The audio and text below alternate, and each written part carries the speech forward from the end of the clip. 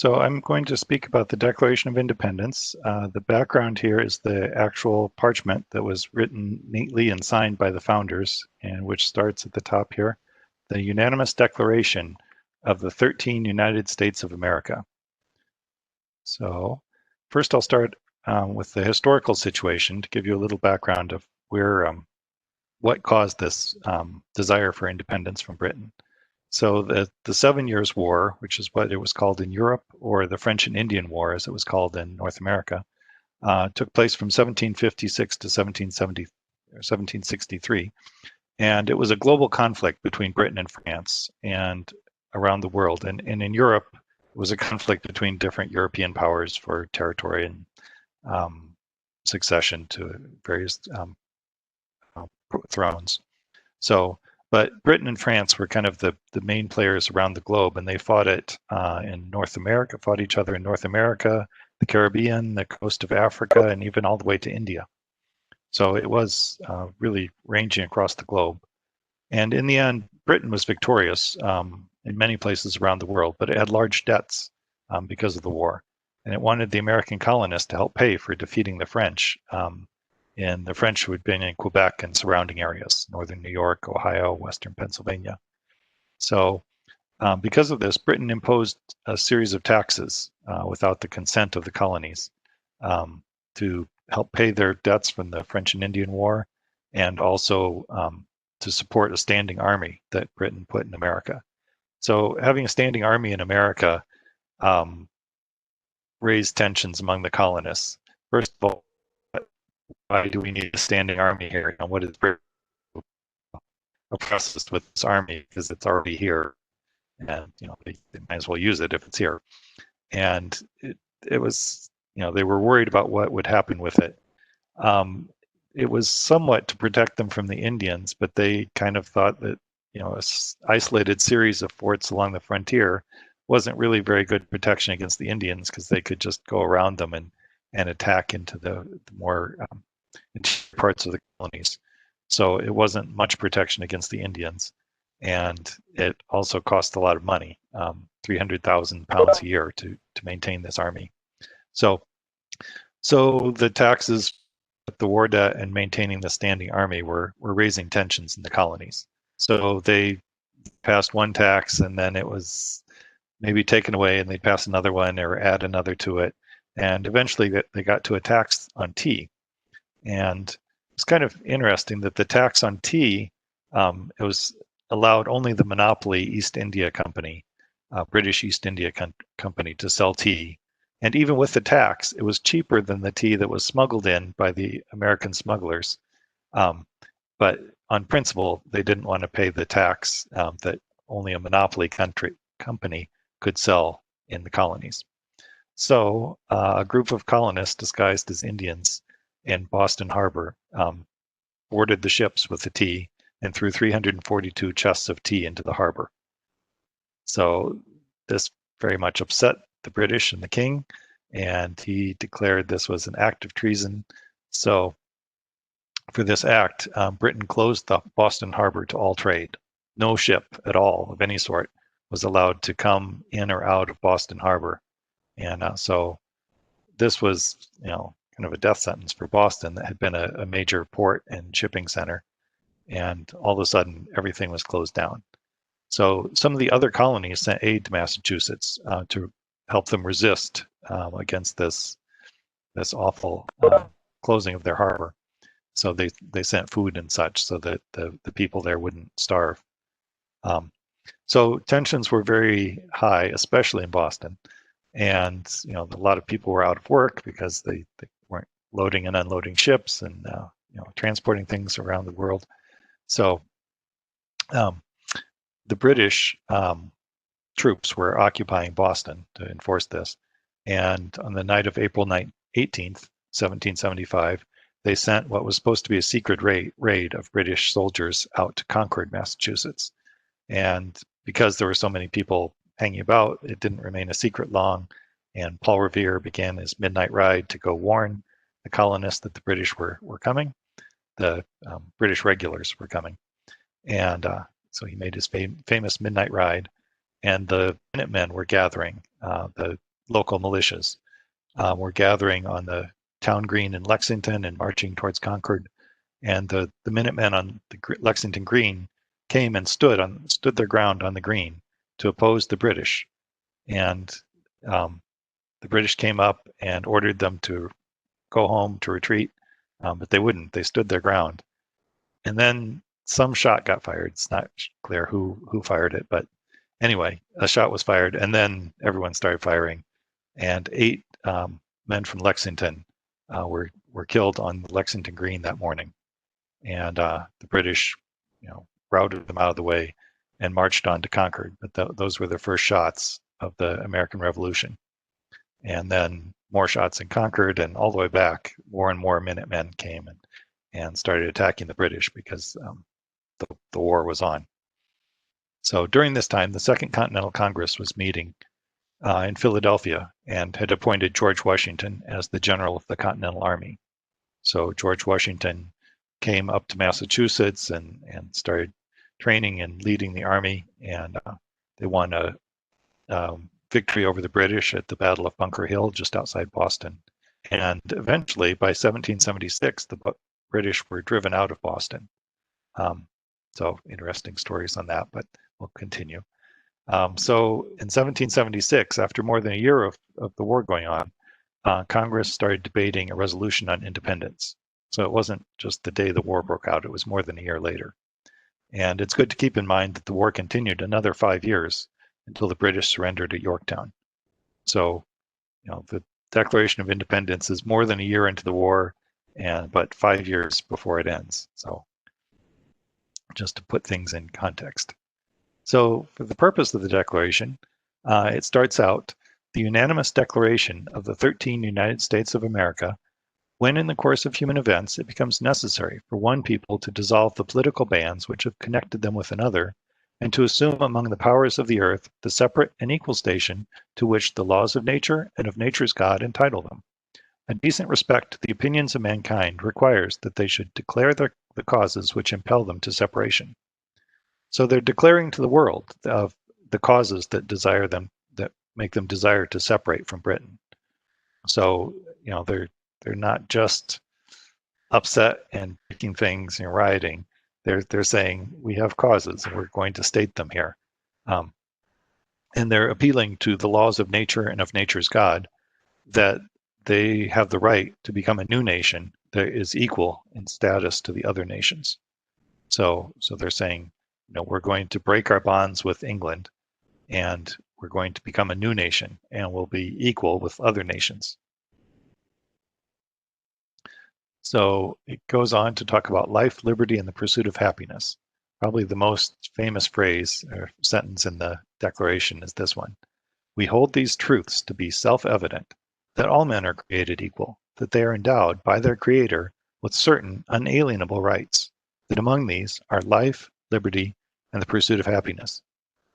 So first of all, they say this is self-evident truth. So it's pre-existing and it's obvious. And importantly, it's not granted by government. They're not asking for these rights, or they pre-exist. They've existed for all time. It's unchanging truth, and it should be evident. And they say all men are created equal. So we have no classes in our population. In England, they had the king and the various classes of nobles, and then the commoners at the bottom. But in our society, they said, well, we're not going to have classes. According to Psalm 22:2, rich and poor have this in common. The Lord is the maker of them all. So we are all equal before God. It's not like the king it's higher than the rest of us. And they say we're endowed by their Creator. So our rights are from God. They can't be revoked by men, because they're granted from God. So they're not asking the king for these rights, or asking a government for these rights. These rights are from God. And they say the rights include life, liberty, and the pursuit of happiness. So people have the right to their life and the liberty to live it as they wish. And it says among these, so this is not the limit of our rights, but it's a pretty broad, inclusive list here. But not down to the specifics, but if you have life, liberty, and the pursuit of happiness, that gives you a lot of freedom, but that's not the limit of our rights. And they continue on talking about the consent of the governed. So they say, to secure these rights, governments are instituted among men, deriving their just powers from the consent of the governed. So governments are established to secure our God-given rights. So the government doesn't give the rights exist from God, and the government is just to secure these. So the reason for government to exist is to protect our rights. And it says they're deriving their just powers from the consent of the governed. So governments, the power lies with the people, and some of that power is given to a government, a limited amount, for them to conduct, government to secure our rights. But the power starts with the people, and they can give part of that to the government. But the power of the government should be limited. And it continues that whenever any form of government becomes destructive to these ends, it is the right of the people to alter or to abolish it, and to institute new government, laying its foundation on such principles and organizing its powers in such form as to them shall seem most likely to affect their safety and happiness. So they're saying people have a right to establish a new government that serves them, that will protect their rights, and they have the right to set it up in the manner they see fit. So again, they're emphasizing the people have the power. So they have a list of grievances. These are their reasons. They said we're going to appeal, to mankind, to the world, what our reasons are for this. So they say the history of the present King of Great Britain is a history of repeated injuries and usurpations, all having in direct object the establishment of an absolute tyranny over these states. To prove this, let facts be submitted to a candid world.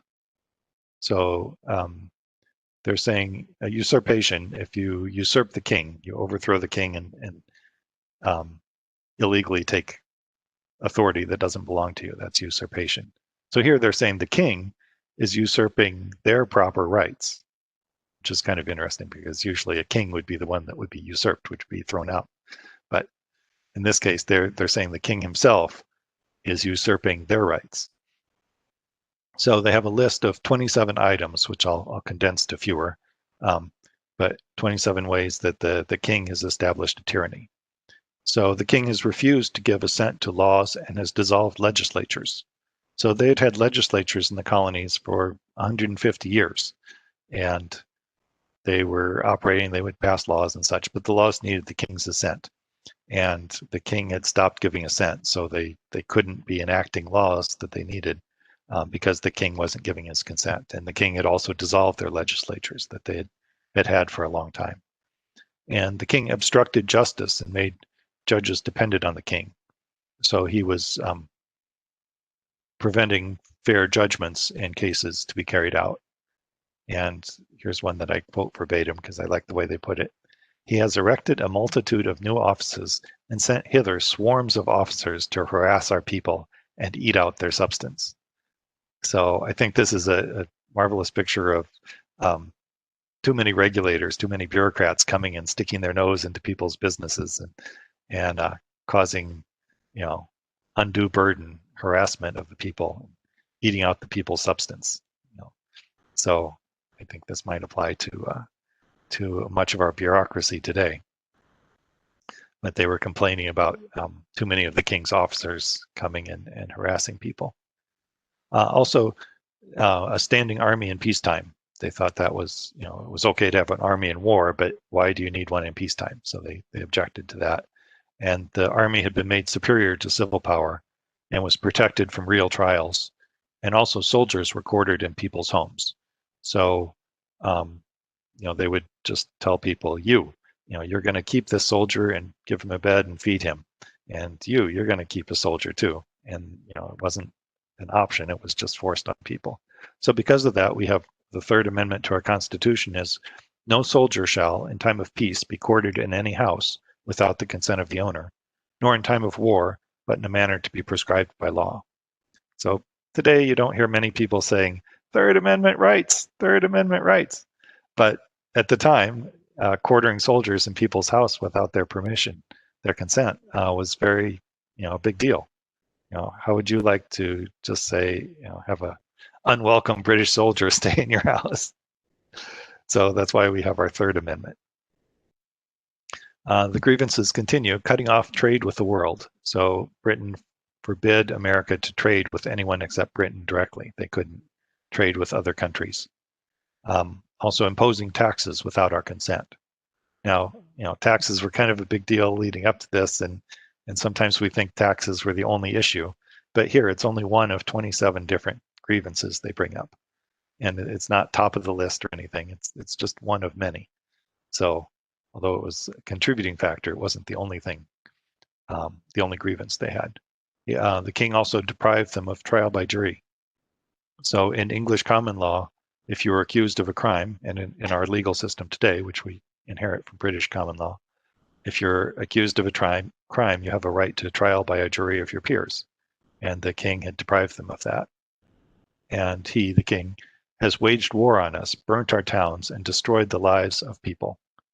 So remember, this was more than a year into the war. So the king was fighting against them. So, and he's transporting foreign mercenaries to cruelly fight against us. So the king also brought over some Hessian, it's an area of Germany, Hessian mercenaries to help in the fight against the rebels. So, and he's captured sailors and forced them to fight against their brethren. So if they would capture an American ship, they'd tell the sailors, okay, you're all now in the British Navy and you'll have to fight. So no option. And he excites insurrections and encourages the Indians to attack the frontiers. So they had a long list of grievances, and they state each one here. And they say, in every stage of these oppressions, we have petitioned for redress in the most humble terms. Our repeated petitions have been answered only by repeated injury. A prince whose character is thus marked by every act which may define a tyrant is unfit to be the ruler of a free people. So they say, we've peaceably tried to address these issues, we've brought them up, and not only have you not resolved them, you've just added more injury. They would keep passing more taxes and more onerous laws on the colonies. So they tried the peaceful route and it didn't work. So thus they come to the point of declaring independence. And they say, if the king is acting as a tyrant, he's unfit to be the ruler of a free people. So they say, again, the people are free. The people have the rights. So that's just an ongoing theme, that the rights are with the people. So we come to independence. And they say, we, therefore, the representatives of the United States of America, in General Congress assembled, appealing to the Supreme Judge of the world for the rectitude of our intentions, do, in the name and by the authority of the good people of these colonies, solemnly publish and declare that these united colonies are, and of right ought to be, free and independent states. So they start out saying we're representatives of the good people. So the reason they can say this is because they're the representatives of the people. So again, the power lies with the people, but their representatives can state these this claim of independence. And also they're appealing to the Supreme Judge of the world. So they're appealing that the case is presented to mankind and to God, and they're pleading that their cause is just. They've laid out their reasons, and they say, okay, this is why we want to become independent, and they're confident that their cause is just. So they're willing to appeal to God and to the world, to mankind. And they say these united colonies are free and independent states. So as they stated in the beginning, they've assumed their equal station as an independent nation. So they've mentioned God 4 times in the Declaration of Independence. So first they say the laws of nature and of nature's God. So talking about God as the lawgiver, or the legislative function, endowed by their creator. The creator would be their king, which would be the executive function, and the supreme judge of the world, as we saw on the last page. God is the judge of the world, the judicial function. And they also say protection of divine providence. So God is our provider and protector. So from Isaiah 33:22, it says, "For the Lord is our judge, the Lord is our lawgiver, the Lord is our king. It is he who will save us." So directly from Scripture, they see that God has the function of judge, lawgiver, and king. And so they acknowledge God in all three of those roles. And we see those three different roles reflected in our Constitution as the three branches of government. So in God, all these powers are unified in our one God. However, in government, they separate those different functions into three branches of government because, as Mingy had reviewed, man is fallen, we're sinful, and we can't trust any one person to have all the power. So they split these separate functions, these governmental powers, into different branches as they write the Constitution. So, but they also recognize that in God, they're all unified. God has all of these powers. So here's a picture of the signing of the Declaration of Independence.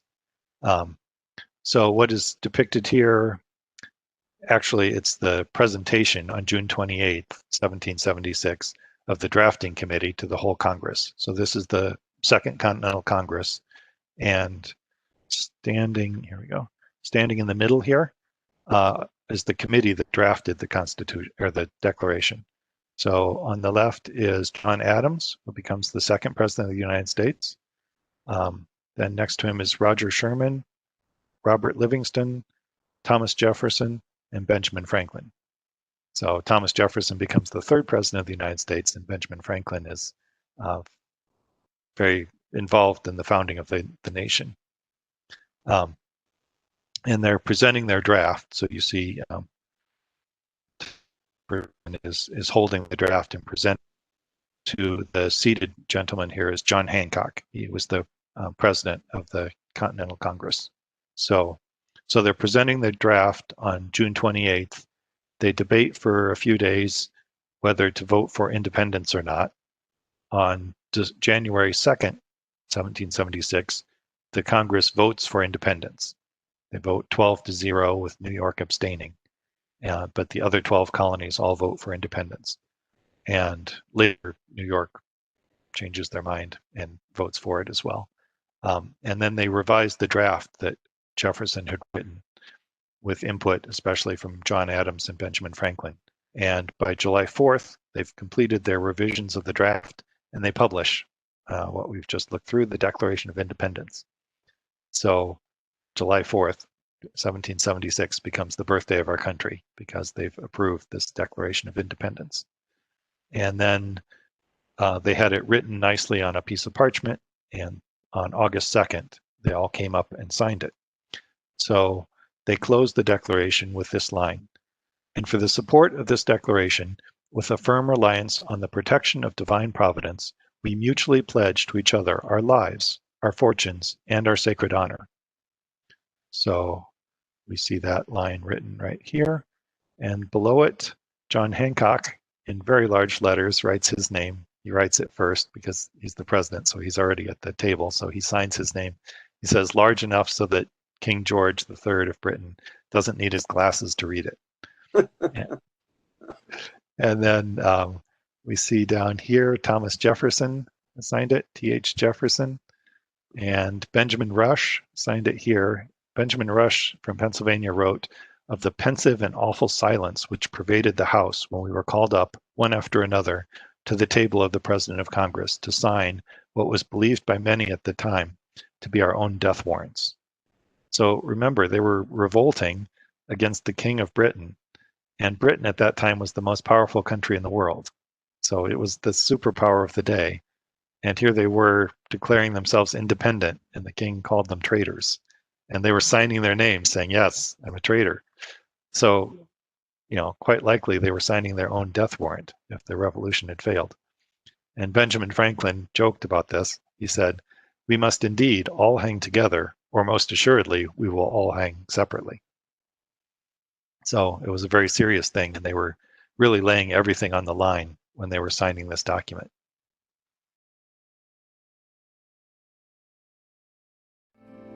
Because the flag still stands for freedom, and they can't take